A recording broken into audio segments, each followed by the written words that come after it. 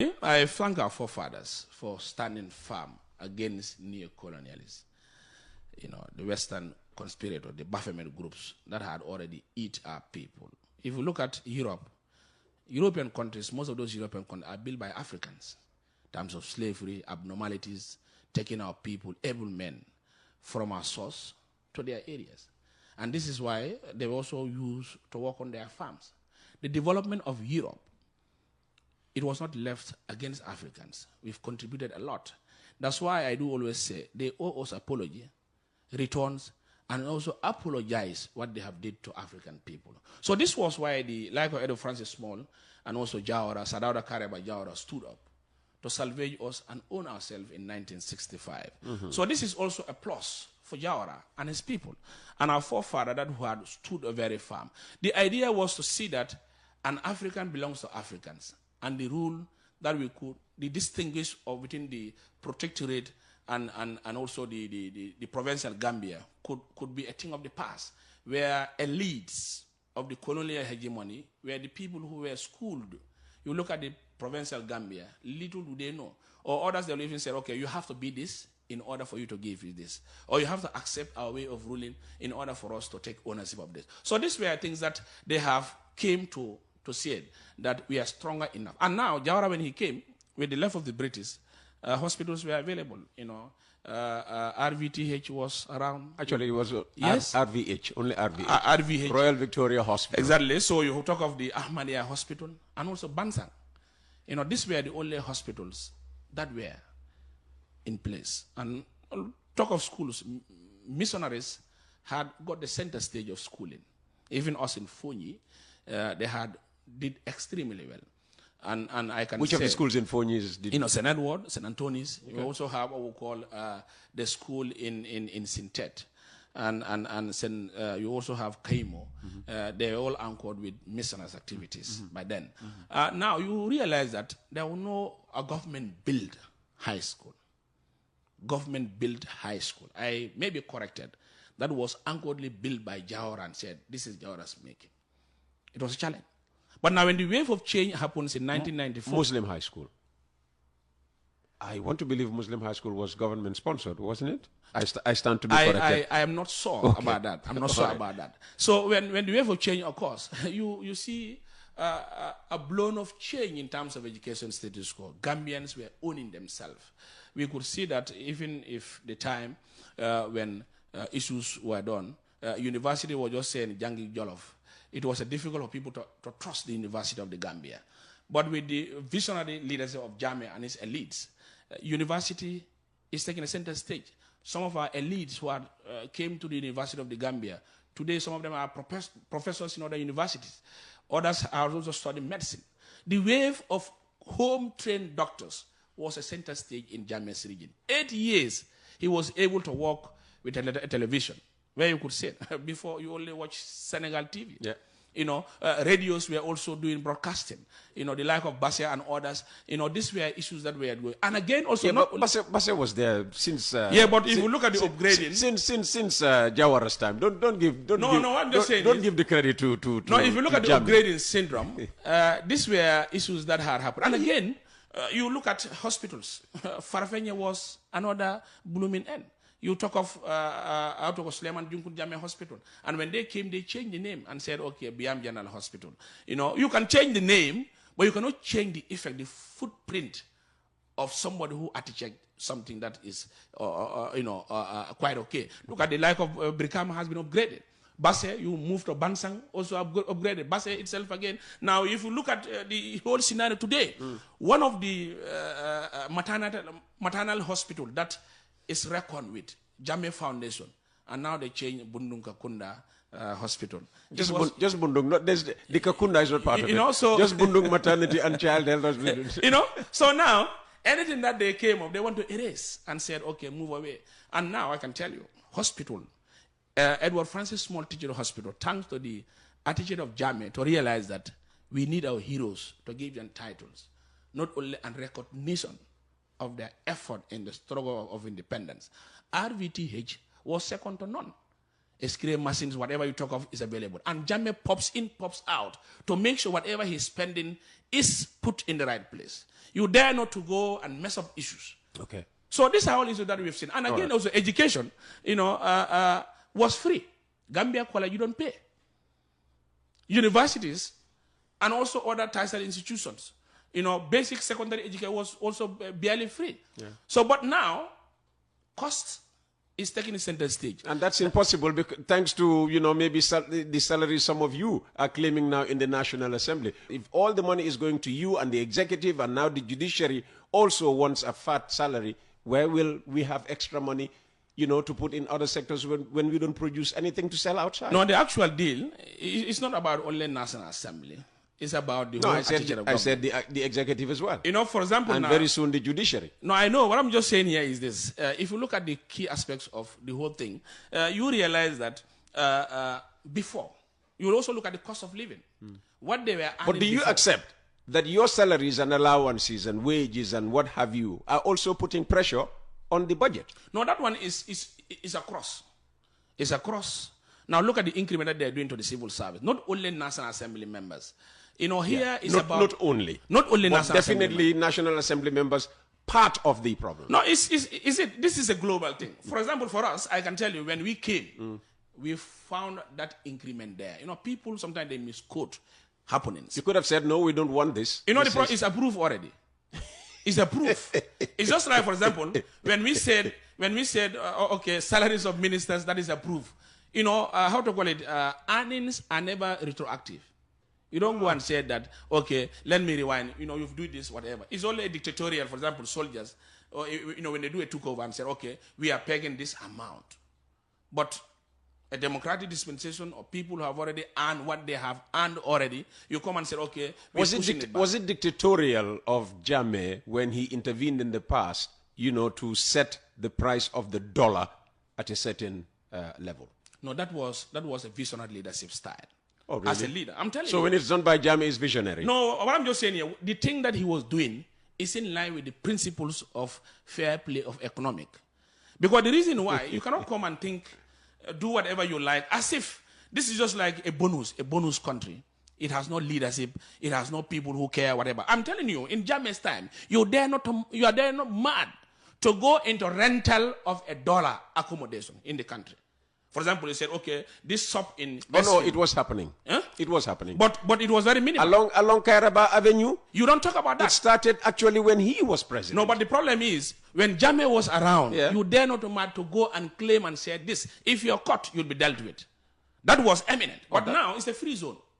They'll tell you, if you don't want, either you pay in sefa or you pay in dollars. If you don't want, you leave it. It's just like a free zone that you can do whatever you like. Peter, most of the issues, I know there's no leadership in this country that will not have bought in issues of your governance. But most of the cases in the Gambian hegemony, people forget about the good thing that Jammeh does for this country. Whereby they will only be painting Jammeh this, whatever. In terms of education, Jammeh did extremely well, both Jawara and Barrow. In terms of taking ownership of this country, security-wise, Jammeh do better. Okay. So these are all issues that I think. In terms of health, how many doctors and nurses who are trained? A lot of them have even left this country. Sometimes you can even go from abroad and come back. There was a time when Jammeh sent some of these doctors, they go for studies. When they came back, they had to leave genuinely because the environment was not there for them. So these are all issues that we have to be going now. Let's do a few text messages. Muslim High School was built by Dr. Malik Samba and co. Good morning, Peter. The money that Jammeh embezzled, a quarter of that amount is not even been spent yet by the Barrow government. Gambian started buying rice at $1,000 plus during the Jammeh era. Almami is a partisan politician. Don't take him seriously. And this is coming from Keba Jammeh in Kololi. Actually, Keba need to be schooled very well. In what? In terms of partisanship, I see the country first. Because any issue that doesn't normalize the wish and aspiration of the Gambian people, I'm not a part of it. So maybe Keba is blindly only listening to West Coast radio alone. But if I wish he's a Gambian and follow the proceedings of the National Assembly and my issues that I work towards, I think Keba will know that it is not only sitting in your house and texting, but I think the ownership is vested into what you think. What he's saying about Jammeh's time, he said 1,000 plus. It was never. 950, 850, you can even get a bag of rice. You don't look at the highest aspect, for example, Saddam and others. You look at the lower thing first. And the other thing that he's also saying here is, when you talk about issues of seriousness in terms of governance, you know, whatever you portray should be at the wish and aspiration of your Gambian people. Okay. All right. Let me take more contributions. No bread in Bundung too. My old grannies are all crying today that it was the worst mistake voting for President Barrow. And mind you, Uncle Peter, I gave them a stern warning against voting for such a party. Uncle Peter, we want the MPs to know that as a credible parliamentarian, these three things are fundamental. One, your conscience to yourself. Two, your conscience to the state. And three, your conscience to your party. Number three comes third for a reason. I want to be sure if this is true. I overheard a military personnel saying President only visited one barracks in 8 years. You know, Peter, what he's saying is true. Which is a point you've been saying that the president consent is quite very important. You know, whatever you're doing now, you have to get to understand. You know what I do tell people? How much are you guided by your conscience when you make decisions in the national? No, for me, I can even say my conscience supersedes all the percentages in terms of even when you were pursuing the FGM full issue. Time, because I saw it that this is something that I think, because people think you are mistaken to want to decriminalize FGM in this country, not a mistake, or female circumcision, because I'm just trying to wipe the tears of Gambian people, irrespective of tradition and religious aspects. Wipe the tears or add to the tears? No, of we Gambian wipe people? the tears. Oh, okay. The FGM pro are just misquoting issues. I can tell you, if you meet them and now take, for example, you said, okay, Uncle Peter, are you circumcised? He said, yes. Well, I am. I can say no, that's what I'm saying. Air. No, I mean for a female, for example. Oh, I see. Okay. You know, if you said, Fatima, are you circumcised? Fatima would say yes. But are you mutilated? Say, no, don't tell me that word. You see? So the notion that this Western conspiracy, the government groups, that are just here to distort our progeny and our history, we would not be part and parcel with them. And the general notion that I'm also telling you is, our independence is a big question, Peter. When the national army, a presidency at the top, he has been guarded, protected. We have to be out in 3 minutes. Protected by foreign occupancy. And now, all those foreign occupancy does a lot. And those foreign occupancy are from a country. This is one of the biggest security threats that President Barrow don't even understand, and his supporters in the terms of security apparatus. Whatever they're doing, you don't have an aide that is a Senegalese controlling your belt, all is Senegalese. They will communicate to Senegal. Your security is a loop. And now sometimes, what I do also said, when you see them within the president motorcade, and even where Barrow is talking, you see them laughing. You see them laughing. That notion of taking ownership is a challenge. Now, all these are issues that I think the general notion is any head of state, that is the commander-in-chief of the Gambia Armed Forces, would not know and see the trials of this armament because he never visited the area. So I think Barrow should wake up and understand not only sitting in Banjul is presidency, but visiting barracks and security force institutions to make sure he feels what they're seeing in terms of food, accommodation, and other issues. And the other thing that I also want to conclude in that area is now we've approved TACOS, Terms and Conditions of Services. Yes. But the way it's implemented is a big challenge. People in the provincials are at a disadvantage.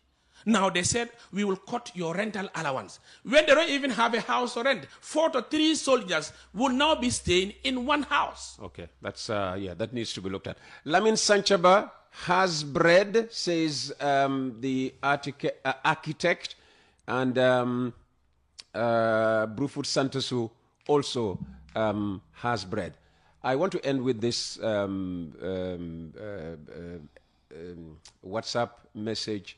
Good morning, Uncle Peter. President Jammeh is the worst president ever in this continent, but this MP always supports Jammeh despite all the wrongs that he has done.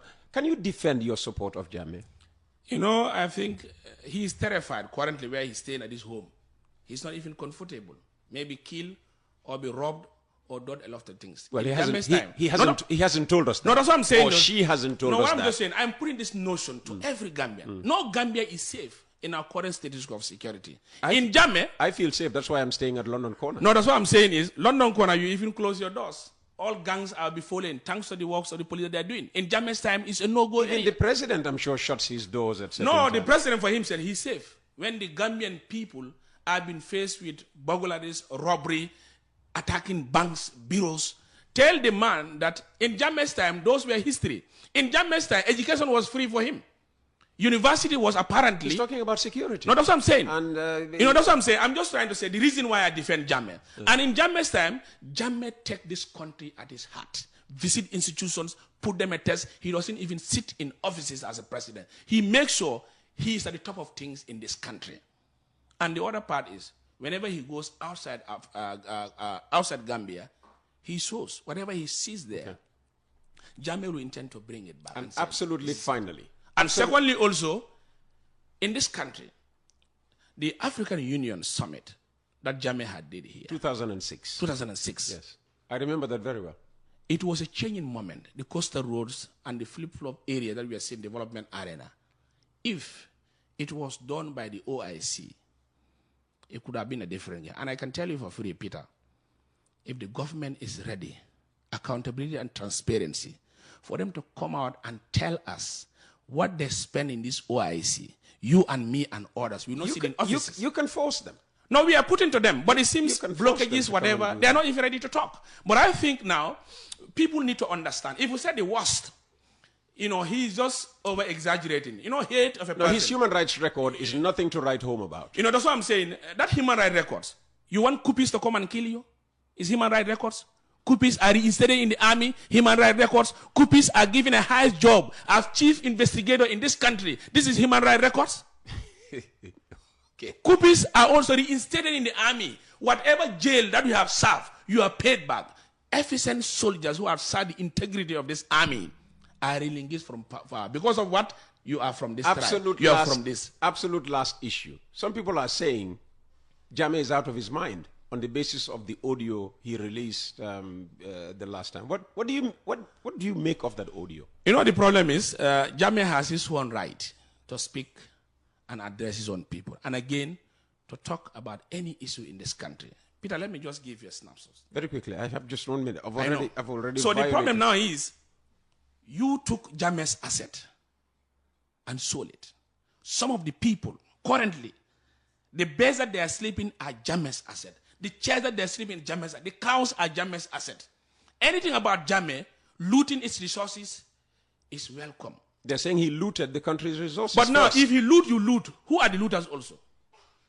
The looted. So this is what we are saying. And the general aspect is, when Jammeh spoke, they said, we want to bring Jammeh to justice. Jammeh said he is ready to come. People are saying, no, it's not good. Let him not come, whatever. Why the fear? The problem I tell people, lastly, if you want to discredit the relevancy of Jammeh, walk. Barrow, let him walk. If he walk, Jammeh will not be relevant. Barrow is working. But now, he's building roads. You just said that he's concentrating too much on roads. No, that's what I'm saying. Those roads will not benefit. This is not only about roads. It's about, one, the security aspect. Two, what do we need to He has economic. Which economic? So he will now be saying for 10 good years economic. It's a blown to our face. It's irrelevant. And now it's uncalled for a country that is going to celebrate independence tomorrow. I will be going to the National Square. I will be going as a citizen, a parliamentarian, and a representative of the Gambian people. But I will feel very sorry. Oh dear. Joining a celebration when food commodities are rising. Joining a celebration where price of are skyrocketing. Joining a celebration where in the midst we'll have foreign forces that will welcome Barrow. Sit here, don't sit here. Talk here, don't talk here. Joining a celebration where my mother, my sister, cousin and aunts are sitting bare floor in hospitals. Joining a celebration where our soldiers are not discomfort, they are not comfortable in staying in the barracks. Joining a celebration where young ones are crying for help in terms of employment. Joining a celebration where thousands and thousands of Gambian youths are dying in the Mediterranean Sea. Joining a celebration where rice is not even being made or produced in the country.